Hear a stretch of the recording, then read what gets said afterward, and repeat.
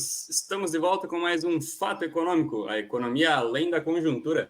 E hoje, dia 26 de novembro, terça-feira, trazemos os dados para vocês aí com referência ao IPCA 15, que é o considerado a prévia da inflação. Índice esse é coletado do dia 15 ao dia 15, especificamente vem daí o nome, né? Então, por isso, ele é considerado uma antecipação, né, da tendência de inflação para o fechamento do mês. Moisés, passo já direto a palavra para ti. O que tu traz para nós hoje? Então vamos aos dados, né, do IPCA 15, essa prévia da inflação, que inclusive, para a gente ter uma ideia, ele veio acima das expectativas, né? A projeção era de que ele ficasse em 0,48% agora no mês de novembro. Em outubro ele veio em 0,54% e, na verdade, ele veio fechando a 0,62%, isso relacionado, então, ao mês de novembro. E se a gente for ver também, naturalmente, como ele subiu de um mês para o outro, ou subiu essa projeção, também aumentou, né, como ele ficou no acumulado de 12 meses. Então, ele estava anteriormente, no mês anterior, ele fechou nos 12 meses em 4,47%, a projeção era de fechar em 4,62%, e ele fechou em 4,77%. Então, o que foi que aconteceu aí no IPCA 15? Então, o IBGE diz que no ano tem alta acumulada de 4,35%, nos últimos 12 meses de 4,77%, ficando acima dos 4,47% que foram observados nos 12 meses imediatamente anteriores. E só para a gente ter uma ideia do quanto acelerou, né, a inflação, no ano passado, em novembro, a taxa tinha sido de 0,33%. E dos 9 grupos de produtos e serviços pesquisados, foram 8 que tiveram alta no mês de novembro, com a maior variação vindo, então, da alimentação e bebidas. 1,34% veio o dado, aumentou 0,29 ponto percentual. Neste grupo, então, a alimentação no domicílio acelerou de 0,95% em outubro para 1,65%. Também o óleo de soja, que contribuiu para os aumentos, nesses aumentos aí, o óleo de soja aumentou 8,38%, tomate aumentou 8,15% e carnes aumentaram 7,54%. Então a gente agora vai fazer as análises e também trazer mais dados com o André para a gente saber o que está acontecendo aí com o IPCA, né, que está vindo bem acima das expectativas, André. Então vamos lá, Moisés. Lembrando que a meta de inflação desse ano, 2024, é 3%, mais a banda de mais 1,5% e menos 1,5%. Então o que a gente vê é que, pelo resultado dos indicadores de inflação, distanciamos a economia da meta de inflação. E aí o Banco Central tem que agir de uma maneira que é mexendo com a taxa de juros para incentivar um pouco o consumo e arrefecer essa puxada de preço para cima.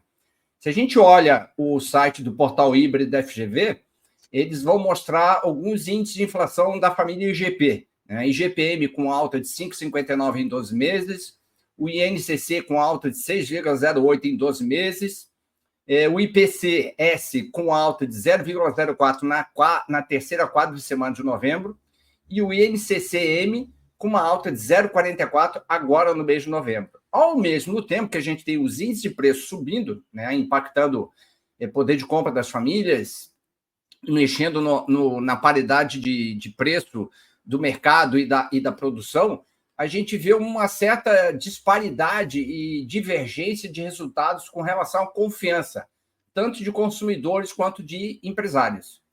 A confiança empresarial teve uma alta de 0,70 agora em novembro, e o índice de confiança do consumidor, uma alta de 2,60 ainda em novembro.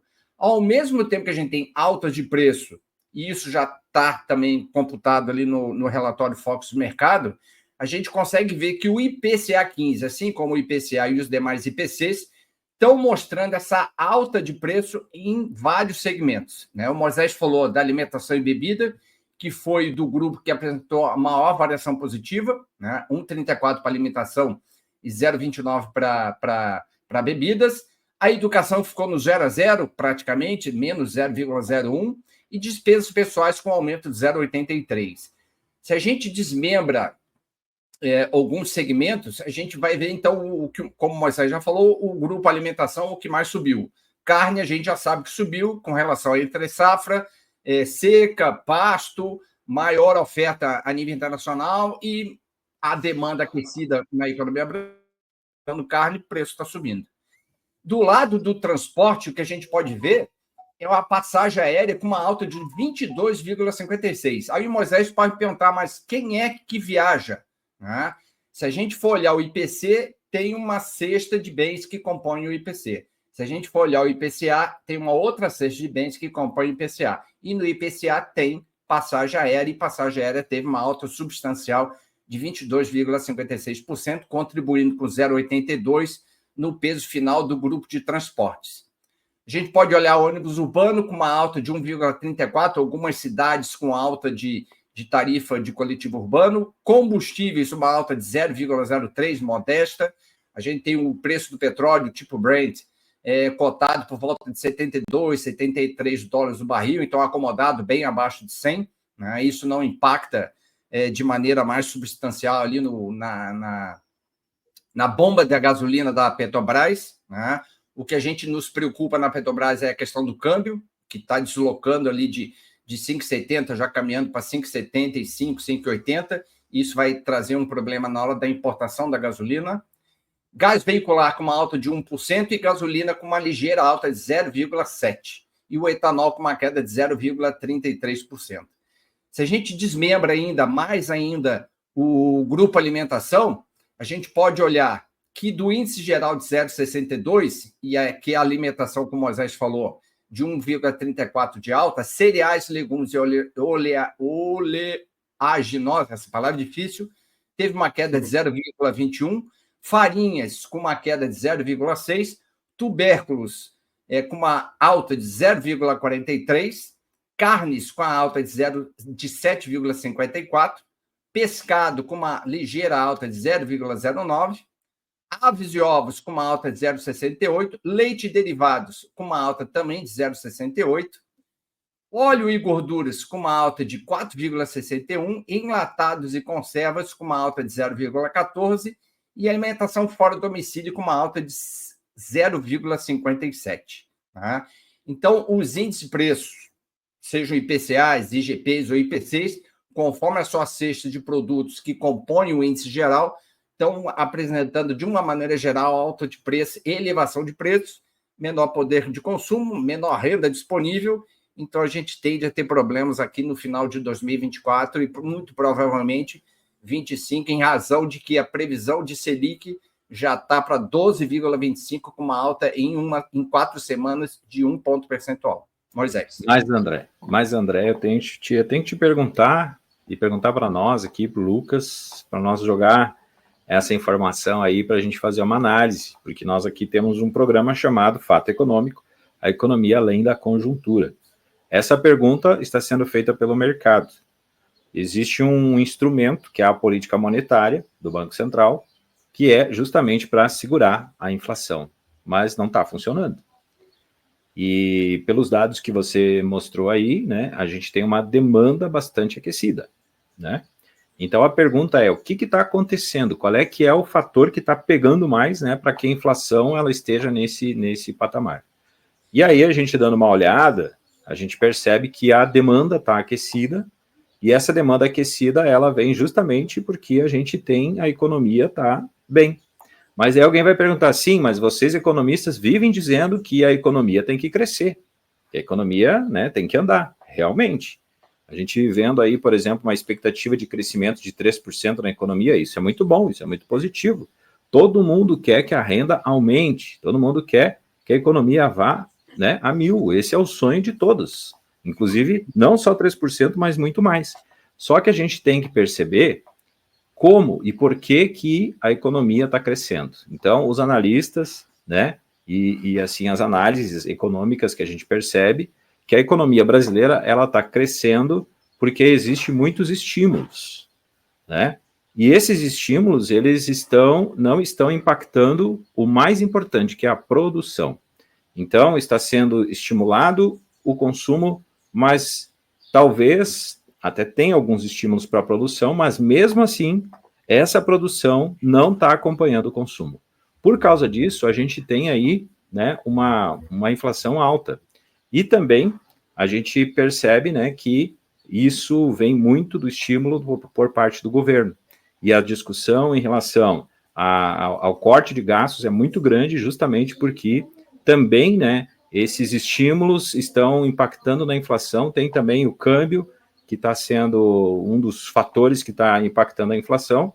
Então, assim, a gente tem que analisar um pouco mais a fundo isso, né? E fazer essa pergunta: por que então que a taxa básica de juros não está conseguindo manter a inflação comportada? Essa é a grande pergunta que todo mundo está se fazendo.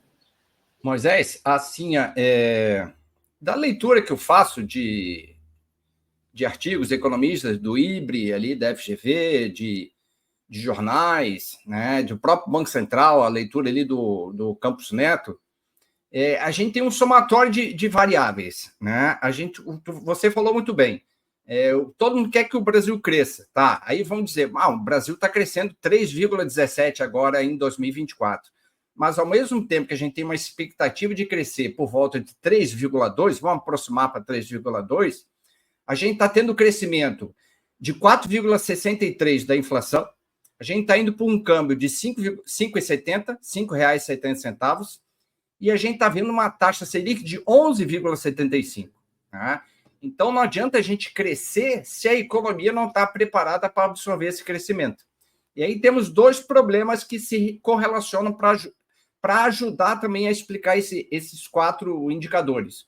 Uma é a questão das expectativas que as empresas e o mercado financeiro está fazendo para a economia, né? Como que a gente vai se sustentar economicamente com uma dívida pública alta, com uma política de fomento a consumo, e como é que a gente vai tirar dinheiro para sustentar isso no médio e longo prazo? Essa é a primeira pergunta, a questão de sustentabilidade da política fiscal do governo.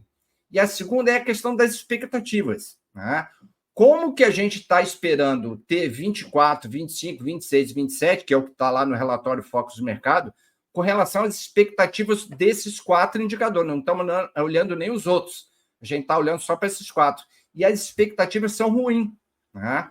Então, quando a gente começa a criar, e você aprendeu muito bem lá na expectativas racionais em macroeconomia, quando a gente começa a criar expectativas e essas expectativas vão se mostrando reais, elas podem ocorrer, é aquela coisa, ela acaba ocorrendo, né? Então, isso é muito ruim para a economia, porque a gente já começa a prever que aquilo que está sendo feito agora não vai dar resultado mais adiante, né? Como é que a gente vai sustentar o inverso disso aí? Por isso que estão exigindo por parte do governo federal que ele libere essa tal programa de reforma fiscal. Como é que ele vai contornar esse? Porque é uma forma de você controlar os teus gastos, controlar o rombo da questão de receita e despesa.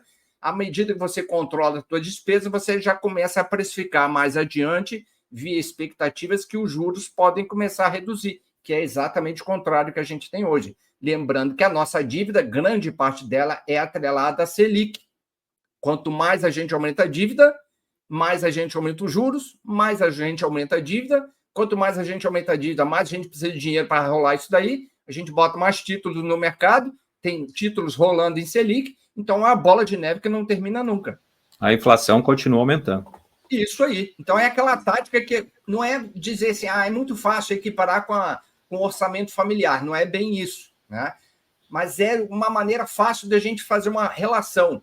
Se o governo tratar a economia como o seu pai e sua mãe tratam a sua casa, se eu tenho 5 mil reais de receita por mês, eu tenho que gastar pelo menos 4.900, 4.500, né? Lembrando que a gente deve sempre poupar 10%, pensando no futuro.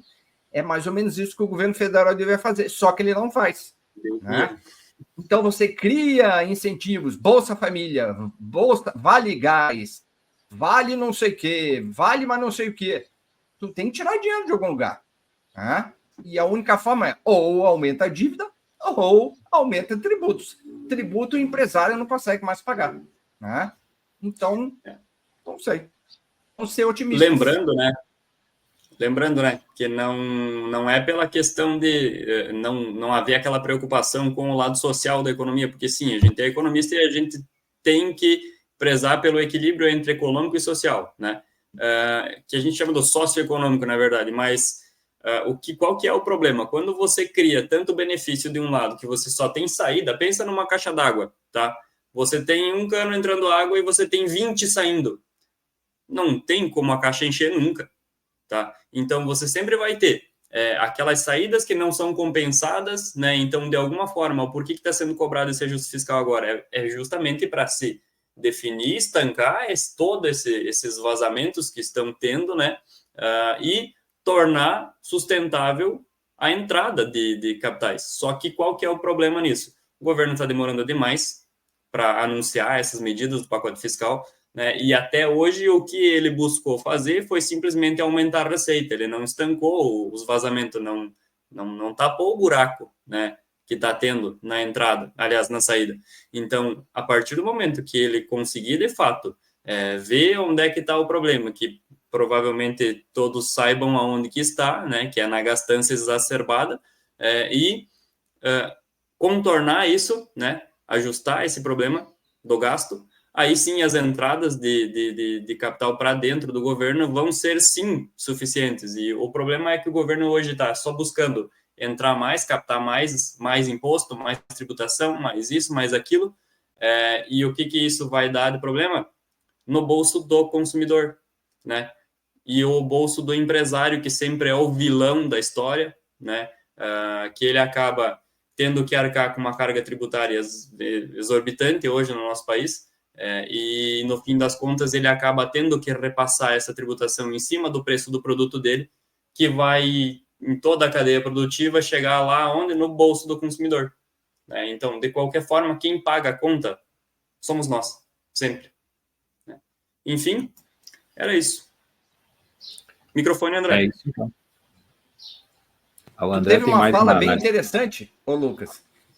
Se você entrar aqui na página do portalibre.fgv.br, vai bem na direção disso que tu acabou de falar, tá? Tem ali um convidado, Sérgio Verlan, né? Chamado Podcast Conexão Econômica, FGV Ibre. Ele diz o seguinte, a chamadinha do podcast. Sérgio Verlan, um liberal brasileiro deve se preocupar com as camadas mais vulneráveis, que é exatamente isso que tu falou, né? Não é porque seja um governo de esquerda, de direita, de centro, seja lá o que for, todos eles devem se preocupar com os mais vulneráveis, né? Só que a gente tem que se preocupar também com o caixa do governo, né? Se eu vou tirar dinheiro para ser dado para determinado grupo, eu tenho que arrancar esse dinheiro agora de outro lugar ou migrar de um para o outro, para que eu não gere um problema de caixa no governo, né? Essa é uma identidade básica que a gente deveria saber, né? É a tal da história, a matemática é uma só, 2 mais 2 vai ser 4 para sempre. Então, se você tem 2 de um lado, tu tem que ter o 2 do outro para compensar, né? Entrou 2, se é para sair 2, tem que entrar 2, não existe da onde você tirar, magicamente, né? Enfim. Aí tinha a tal da lei de responsabilidade fiscal, mas eu não sei onde é que ela foi parar, não sei se ela está hibernando, se ela está num freezer, né, da JBS, mas eu não sei onde é que está, né? Isso era uma ideia de facilitar, o cara criou uma despesa, de onde vai tirar o dinheiro para pagar essa despesa? Sem isso, nada sai, né? Mas a gente sabe que nesse país é difícil. Cria-se muitas leis e emprega-se muito pouco delas, né? Nem vamos falar a respeito de leis hoje, né? Senão a gente vai entrar em PEC 6x1 e aí a gente vai ir longe nessa conversa. Isso aí. Ô, Moisés, mais alguma análise a respeito do assunto? Não, era isso. Acho que foi bem analisado. A gente volta amanhã. Um abraço para todos. Forte abraço, então, pessoal. Nos falamos no próximo episódio.